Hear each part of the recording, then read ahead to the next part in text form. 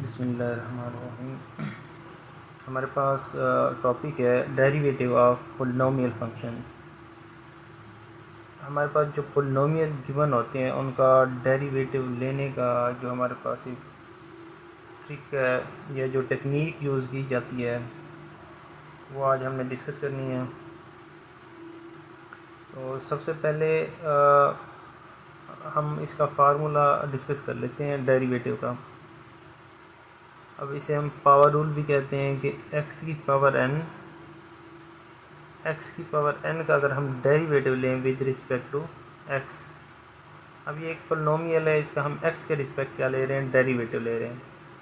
तो इसका रूल ये होता है कि जो भी पावर है हमारे पास n पावर, इसे हम स्टार्ट में लिख देते हैं और इस पावर में से एक कम कर देते हैं, मीन x की पावर n माइनस 1। अब फर्दर पावर के नीचे जो बेस होती है, इस बेस का हम फर्दर डेरिवेटिव लेते हैं उस x के रिस्पेक्ट। फॉर एग्ज़ाम्पल हमारे पास है x की पावर 3, हमने इसका डेरिवेटिव लेना है with respect to x d/dx। तो हम इस पावर को अकॉर्डिंग टू दिस फार्मूला, इस पावर को हम शुरू में लिख देंगे, पावर में से एक कम कर देंगे, मीन के 3 माइनस 1 हो जाएगा। अब फर्दर जो हमने डेरिवेटिव लेना है वो पावर के नीचे जो बेस बन रही है x, इसका हम डेरिवेटिव लेंगे d/dx और ये x का डेरिवेटिव आ जाएगा। अब अगर हम इसको सिंप्लीफाई कर लें 3x² और x का अगर हम डेरिवेटिव लें विद रिस्पेक्ट टू x, तो ये इसका डेरिवेटिव क्या आ जाएगा, हमारे पास 1 आ जाएगा। तो हमारे पास फाइनल जो रिज़ल्ट इसका बनेगा 3x की पावर 2 आ जाएगा। इसी तरह जब भी किसी कांस्टेंट टर्म का हम डेरिवेटिव लेंगे, फर्ज करें हमारे पास 2 है, 3 है, 4 है, 5 है, इन जनरल हम कोई एक कांस्टेंट लिख लेते हैं। तो कांस्टेंट का डेरिवेटिव हमेशा चाहे विद रिस्पेक्ट टू x लें, y लें, z, जिसके मर्जी रिस्पेक्ट लें डेरिवेटिव, तो इसका क्या आ जाएगा, हमारे पास 0 आ जाएगा। अगर हमारे पास इस तरह से कांस्टेंट और वेरिएबल मिक्स आ जाते हैं, फर्ज करें हम डेरिवेटिव ले रहे हैं d/dx ax², तो ये जो डेरिवेटिव है इस कांस्टेंट को बाहर निकाल देगा। जो हमने फर्दर डेरिवेटिव लेना है, अप्लाई करना है, वो x² के ऊपर अप्लाई करेंगे, तो हमारे पास आ जाएगा a। अब इसका हमने पावर रूल पढ़ा है, तो ये बनेगा हमारे पास 2 शुरू में आ जाएगा, पावर में से एक कम कर देंगे, मीन के 2 माइनस 1 1 आएगा। 1 लिखें या ना लिखें कोई फ़र्क नहीं पड़ता। अब इसको सिंप्लीफाई करें तो ये बनेगा 2ax बन जाएगा। चलें अब हम इसके कुछ सिंपल से क्वेश्चन डिस्कस कर लेते हैं ताकि ज़्यादा क्लियर हो जाए। मैं यहाँ पे क्वेश्चन नंबर 1 एक डिस्कस कर रहा हूँ। ये हमारे पास 5x की पावर 7, इसे हम लेट कर लेते हैं कि y इक्वल टू 5x की पावर 7। इसे डिफ्रेंशिएट करते हैं, differentiate with respect to x, mean कि हम x के लिहाज से इसका क्या लेना चाह रहे हैं, डेरिवेटिव लेना चाह रहे हैं। तो dy/dx कर देते हैं, इधर भी dy/dx 5x की पावर 7,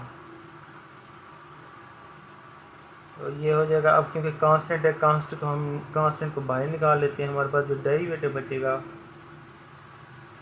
x की पावर मतलब जिसका हम डेरिवेटिव लेना चाहेंगे वो है x की पावर 7। ये 5 x की पावर 7 पे पावर रूल अप्लाई करें अगर, तो 7 शुरू में आ जाएगा, पावर में से एक कम करें तो 7 माइनस 1 कितना बच जाएगा, हमारे पास 6 आ जाएगा। इसे अगर हम सिंप्लीफाई करें 5 7 35, x की पावर हमारे पास ये बन जाएगा 6। अच्छा एक और एग्जांपल देख लेते हैं इसकी। जैसे हमारे पास एक फंक्शन है, let y equal to 2x3 plus का 4x² माइनस का 5x प्लस 8।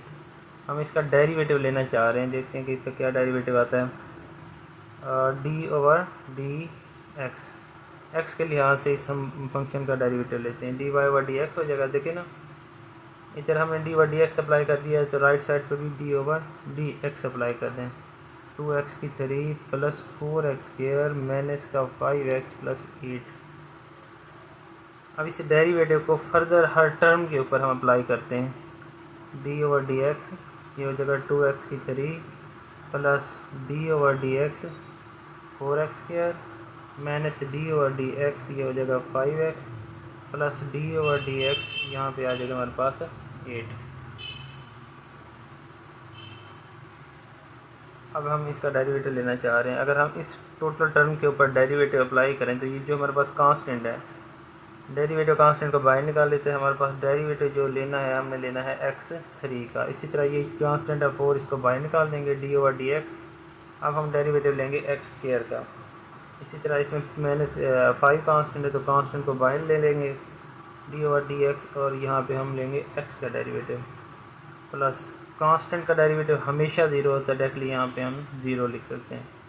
तो ये हो जाएगा हमारे पास 2। अगर हम एक्स क्यूब का डेरिवेटिव लेते हैं, देखें 3 आ जाएगा शुरू में, और अब इस पावर में से 1 कम कर देंगे तो यहाँ पे आ जाएगा 2 प्लस 4। इसी तरह एक्स स्क्वायर का जब डेरिवेटिव लेंगे, अब 2 शुरू में पावर में से 1 कम तो यहाँ 1 आ जाएगा -5। एक्स का derivative with respect to x तो ये होता है हमारे पास 1।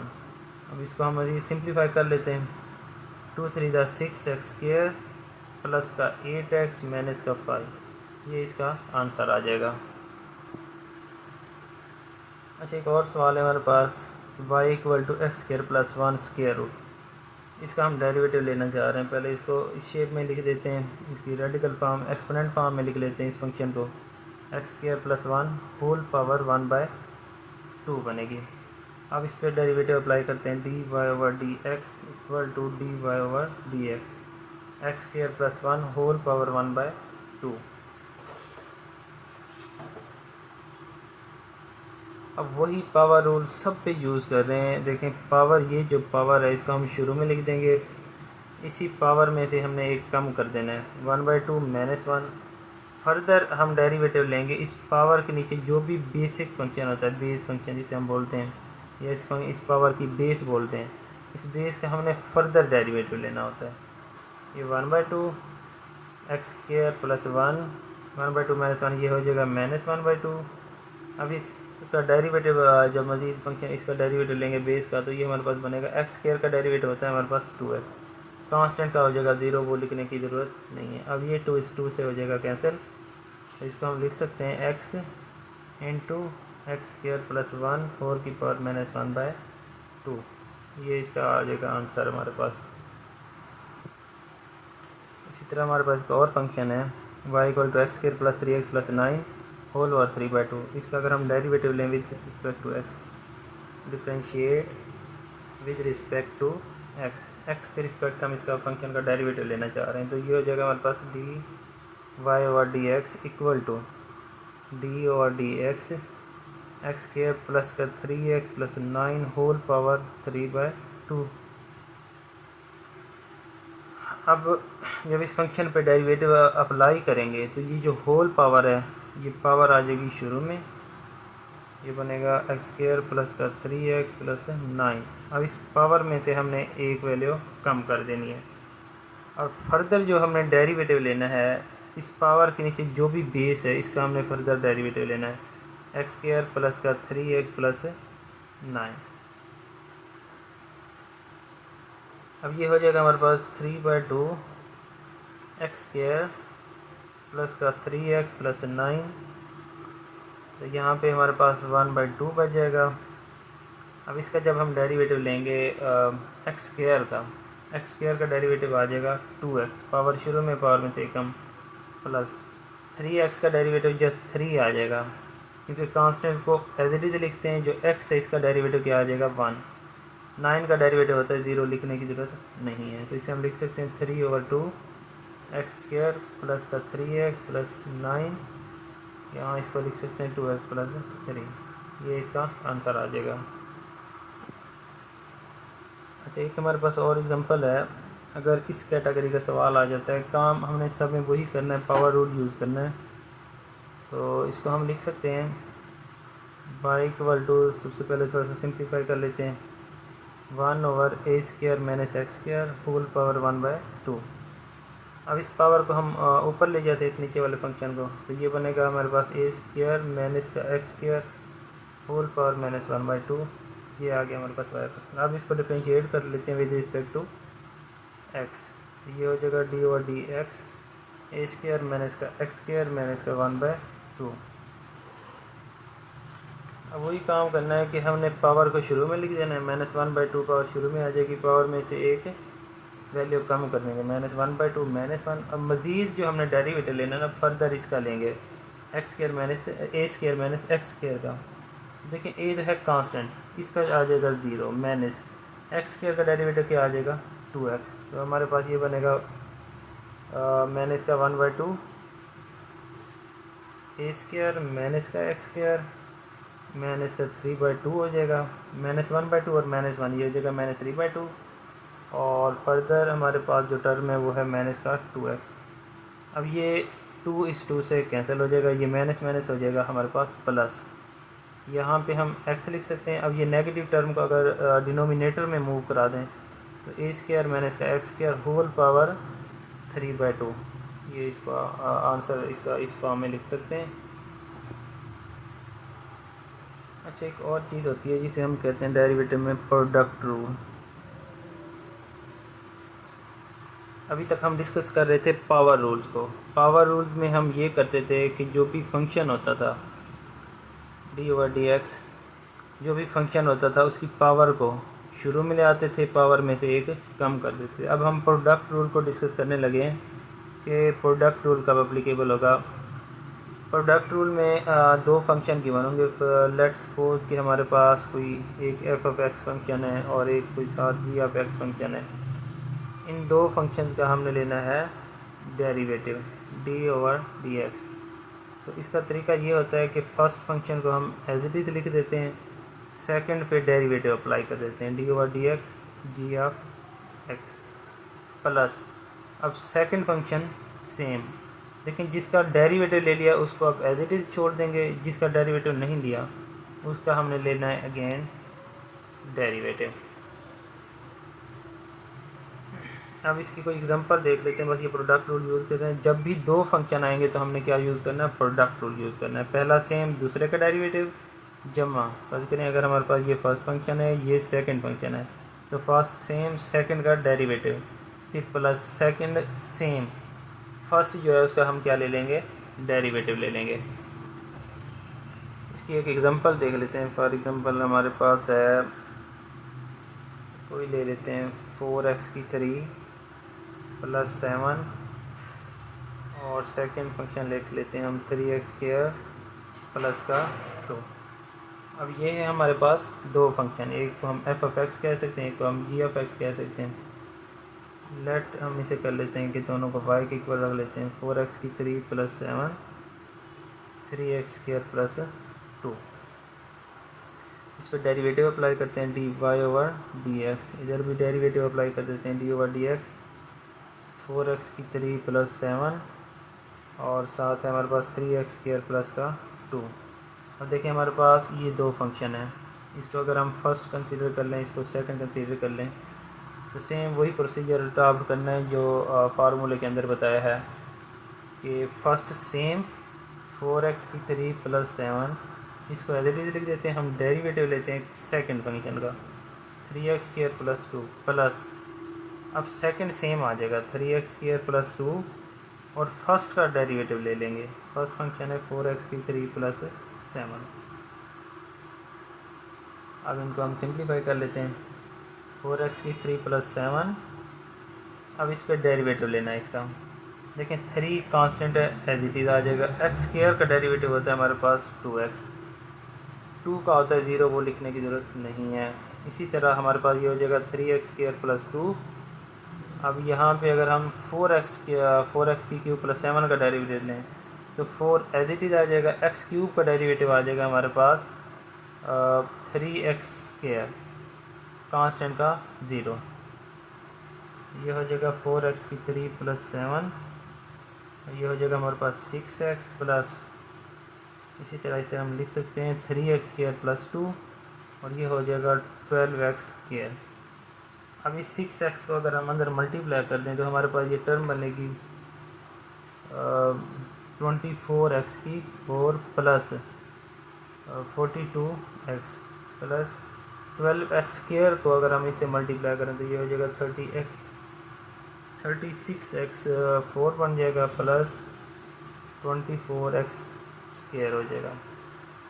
अब इस टर्म को और इस टर्म को हम ऐड अप कर लेंगे, ये हो जाएगा हमारे पास, क्योंकि इनकी जो पावर है वो सेम है, ये भी x4 है और ये भी x4 है, तो इसे 60x की 4 लिख सकते हैं। ये 42 है।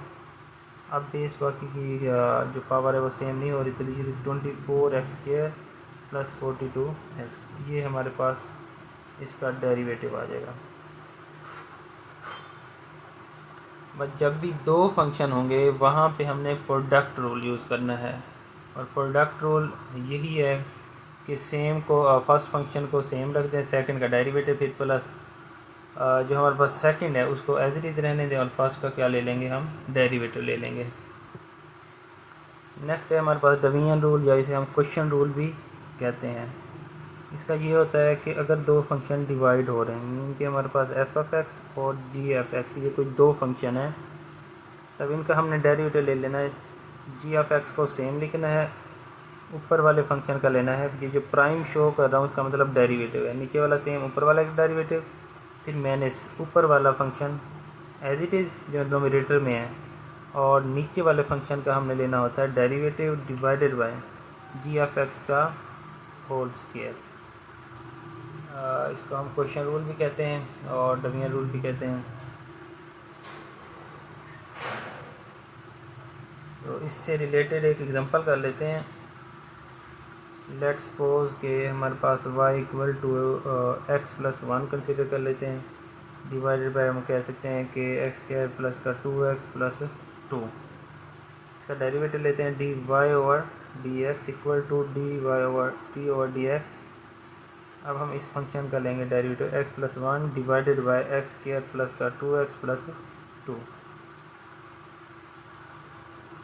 अब देखिए इसको हम g(x) कैसे f(x) कह सकते हैं, नोमिनेटर में जो फंक्शन है, और इसको हम क्या देते हैं g(x). अब यहाँ पे लिखा था कि जो g(x) है डिनोमिनेटर में फंक्शन है उसको एज इट इज़ लिख दें, मीन कि हमारे पास x² प्लस का 2x + 2, ये फंक्शन एज इट इज़ आ जाएगा। डेरिवेटिव हमने किसका लेना है, जो नोमिनेटर में फंक्शन है x + 1, फिर मैंने अब जो नोमिनेटर में फंक्शन है हमारे पास x + 1, इसको सेम रहने दें। जो डेरिवेटिव लेना है हमने वो लेना है डिनोमिनेटर का, x² प्लस का 2x, और ये हो जाएगा 2 डिवाइडेड बाय x² प्लस का 2x + 2 होल का स्क्वायर।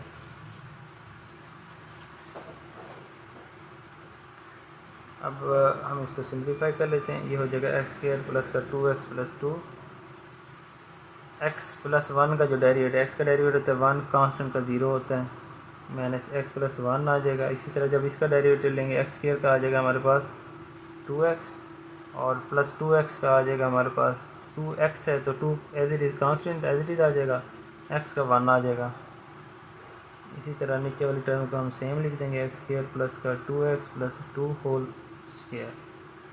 अब इसको सिंप्लीफाई कर लेंगे, x² प्लस का 2x + 2, और इनको अगर हम मल्टीप्लाई करना चाहें तो x को मल्टीप्लाई करेंगे इसके साथ 2x + 2 के साथ, इसी तरह फिर -1 को करेंगे, इस माइनस को अगर हम अंदर मल्टीप्लाई कर दें तो ये -1 होगा, -1 को भी 2x + 2 के साथ करेंगे, डिवाइडेड बाय x² प्लस का 2x + 2 होल का स्क्वायर आ जाएगा। अब इसको फर्दर हमने सिंप्लीफाई करना है, जस्ट x² प्लस का 2x + 2 माइनस इस x को अंदर मल्टीप्लाई करेंगे 2x² हो जाएगा, माइनस का 2x और माइनस का 2 डिवाइडेड बाय x² प्लस का 2x + 2 होल का स्क्वायर। अब यहाँ पे x² वाली एक टर्म ये है, एक टर्म है ये, और ये दो टर्म्स हैं, इनको आप लोगों ने ऐड कर लेना है, ये माइनस का x² हो जाएगा, ये हमारे पास प्लस का 2x और ये माइनस का 2x, इसको कट कर देते हैं, यहाँ पे जस्ट माइनस का 2x बचेगा। कांस्टेंट अगर देख लें तो +1 और -2, तो यहाँ -1 आ जाएगा, divided by x² plus 2x + 2 whole की पावर 2 आ जाएगी हमारे पास।